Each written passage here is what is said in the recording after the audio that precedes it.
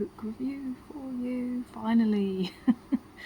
Yeah, I'm once again in my dressing gown and pyjamas. It's still winter, it's still very, very dark outside and cold, so you can't blame me. I haven't got any fancy earrings to show you this time, though, not today. So hopefully some other new thing to show you very, very soon. Hopefully on maybe the next review, who knows.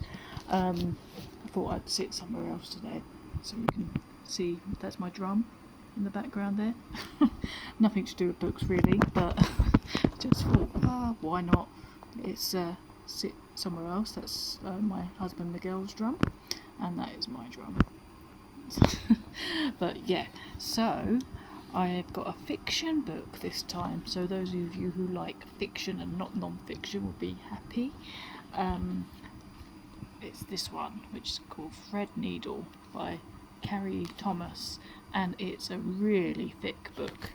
I think it took me about, if I didn't enjoy it, then this would have took me quite a while, but this actually took me, I think, just over a week. It's actually got pages it's actually got.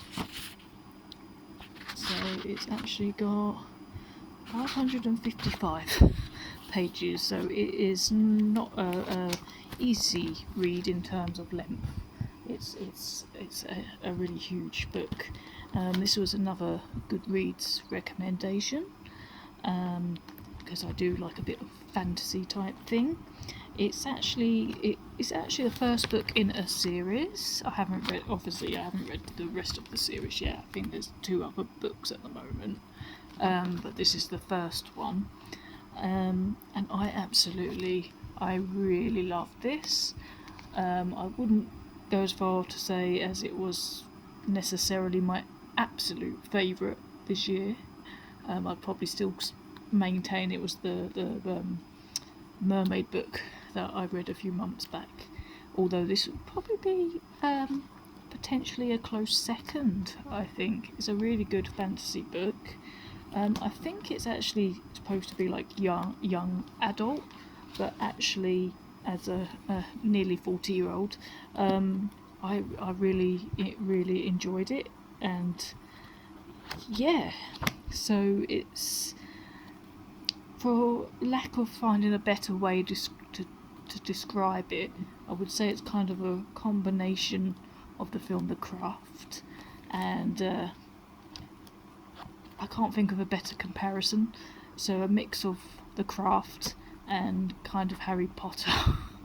I think there's probably a better comparison than that, but they're just the most things that come straight to my mind. I couldn't put this down. I kept picking it up. I normally try and aim for around half an hour reading a day if I can. Can't always manage it, but with this I just found any moment that I could to try and carry on the book, so I kept wanting to know what was going to happen next. So it was very readable, and it's not complicated to read, but although it's meant to be aimed at kind of teenage age, it wasn't too simplistic either. It's about this girl who is a witch. I think she's probably about 16 years old or 15 or something. I think 16. And she's a witch, but she has a tragic past of her mother being murdered by her father and then killing himself. And she now lives with her aunt, but her aunt is something called a weaver. I think they were called weavers. And her and this sect of witches called weavers, they believe that magic is really bad because of the past, that people went after witches. So their mission as witches, ironically, is to stop future generations from using magic. So at a certain age, oh yeah, they're called binders. So at a certain age, they bind children from doing the magic. Ironically, using magic to do such a thing. So yeah, the main character Anna in this, she's coming up for her binding ceremony, and I don't want to say too much about it in case any of you might like to read this book, but as the book goes on, she meets a few other witches, as it turns out, in her school, and they basically form a little coven. And yeah, like I said, I don't want to say too much, but she does get to experience magic, even though she's not really supposed to. So, of course, a rebellious teenager. But yeah, there's loads and loads of other stuff happen, much more layers to it than what I'm saying now. But without wanting to reveal the whole thing, I don't want to delve too much into that. As it gets to the end, there's loads of twists, which is I really love, because I just didn't know how it was going to go, and just as you kind of thought you knew what had happened, then it would actually not be that, and it would be a different twist. So I did kind of enjoy that. And even though it is apparently part of a series, you can read this one easily just alone. I think because I've enjoyed this one so much, I definitely will plan to read the other ones at some point.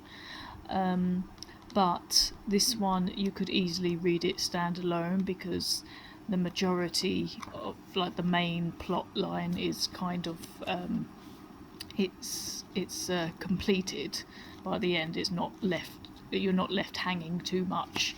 There are some things that will be dealt with more in following books, but they're not really things that you're going to worry about too much if you just read this one alone. That's just if you want to go deeper into their world and realm. But otherwise, if you don't want to read the rest of them, then just read this one alone, and it's perfectly good standalone book. It will definitely keep you going because it's got many pages.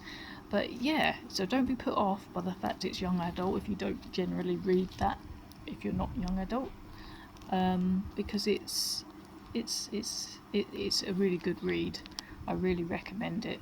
So if you like kind of fantasy and magic and a bit of mystery, then you'll probably like this.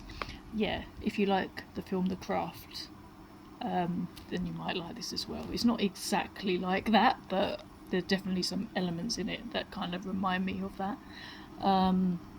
Yeah, so this is Red Needle by Cari. So yeah, check it out. It's a really good book. So yeah. First fiction book for a little while, and it was a good one. I couldn't not put this one down. So yeah, so check it out if you can. You can let me know in the comments if you've read this book or any books that you're reading at the moment, and I will see you very soon. Thank you for listening, if you've bothered to listen all the way through this quite long review this time, and I will see you next time. Bye.